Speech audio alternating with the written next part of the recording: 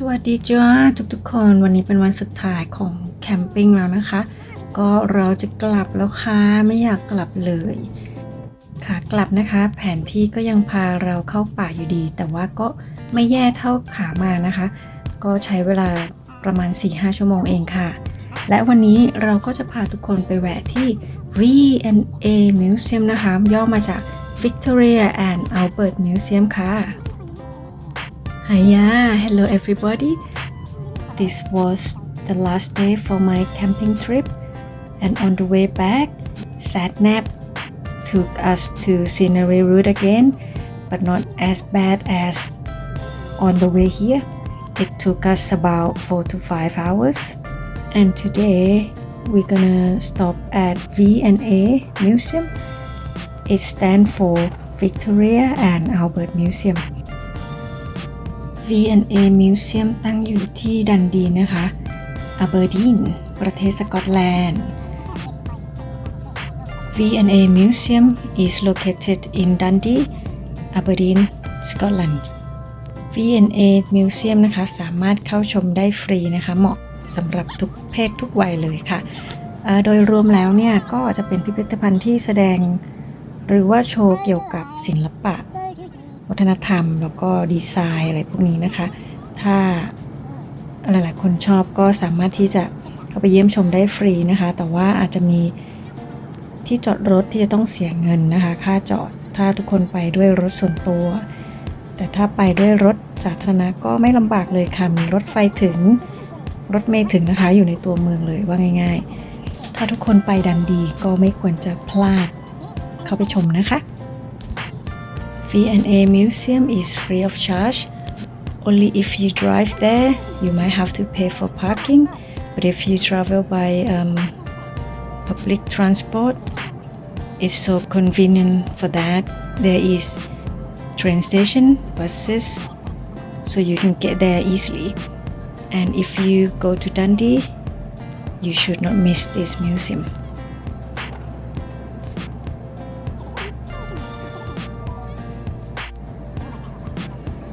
คนดูสิคะมันหมอกแรงมากเลยนะคะมันมองไม่เห็นอะไรเลยตอนนั้นคุณสามีก็หาที่เปิดไฟตัดหมอกไม่เจอนะคะ That day was so foggy we couldn't really see anything on the road ถึงแล้วค่ะทุกคนหลังจากที่วน1 รอบเพื่อหาที่จอดรถนะคะก็เดินมาจากที่จอดรถก็เห็นตึกไกลๆนั่นไหมนั่นนะคะลงท้ายสิคะว่าตึกไหนคือ V&A Museum Here we are we drove one round to find parking but finally then from the parking we here can you guess which one is V&A Museum building โรงเรือนั่นนะคะก็เป็นอีกพิพิธภัณฑ์หนึ่งนะคะที่สามารถเข้าเยี่ยมชมได้นะคะแต่ถ้าจำไม่ผิดรู้สึกว่าตรงนั้นจะต้องเสียค่าเข้าชมนะคะและไม่แน่ใจว่าจะต้องบุ๊กล่วงหน้าหรือเปล่าค่ะ There's a big ship which is also a museum but I'm not quite sure if you have to pay for that and book in advance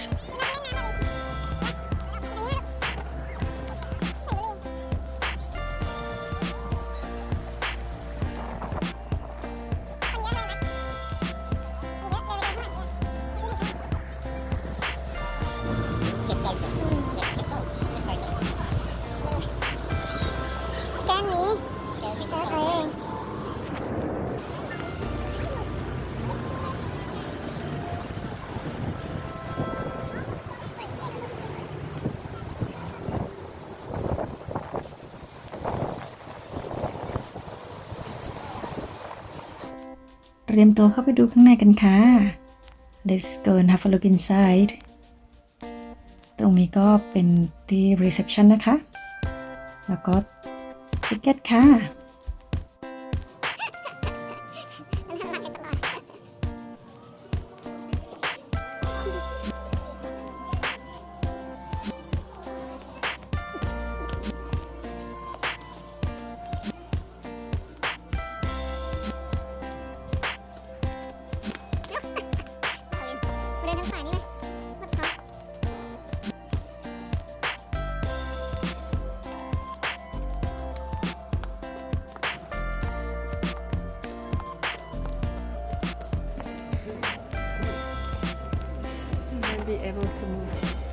นไม่เท่ากันเห็นไหม Yeah, but I'm curious if like are they actually designed to just like can you move? Alliance should stay maybe stay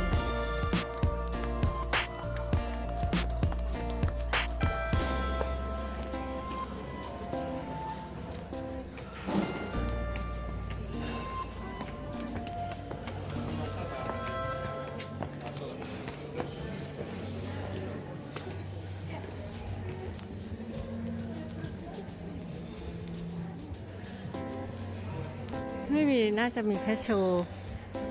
มากกว่าเพราะว่าเหมือนดูในเว็บไซต์อ่ะ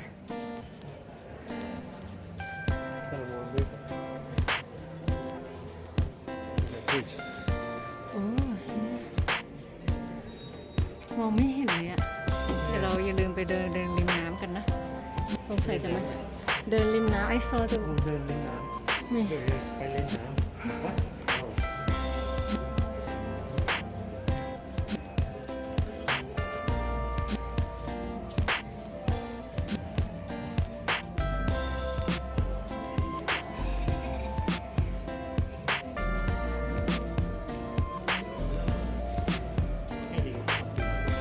ใช่เราก็ดูเว็บไซต์ก็มีแค่โชว์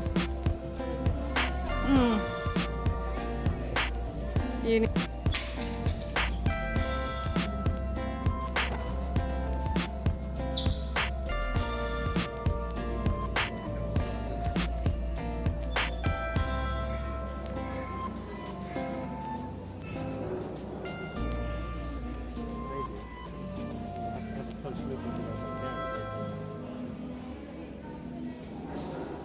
At the top of the stairs, step outside to the terrace.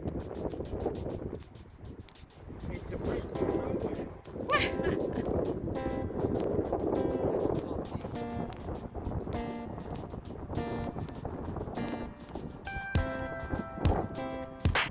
So I think maybe start with this.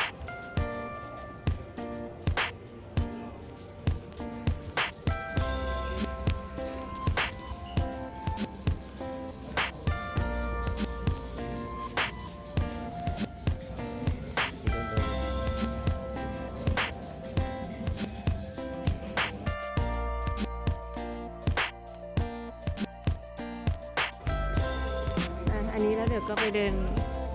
ข้างนอกต่อ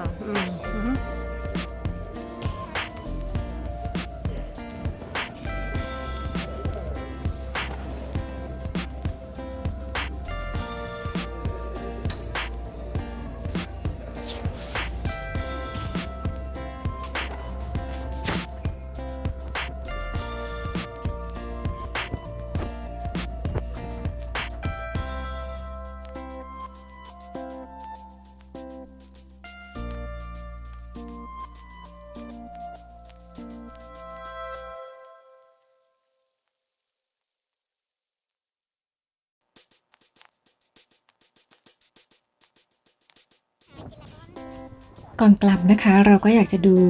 ข้างล่างแล้วก็รอบๆนิดนึงว่ามันมีอะไรนะคะเราก็อยากจะดูสะพานด้วยว่ามันไปถึงไหนนะคะแต่ว่าหมอกก็ลงจัดนิดนึงก็เลยมองไม่เห็นปลายสะพานนะคะว่ามันไปถึงไหนเอ่ย Before straight home we just want to wander around a bit and would like to see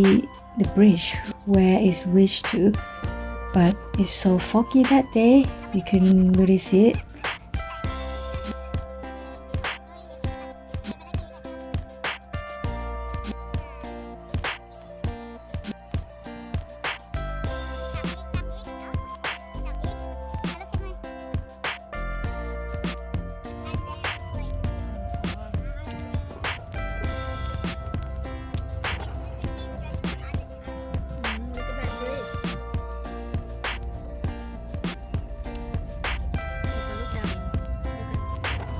ขอบคุณทุกคนมากเลยนะคะสำหรับวันนี้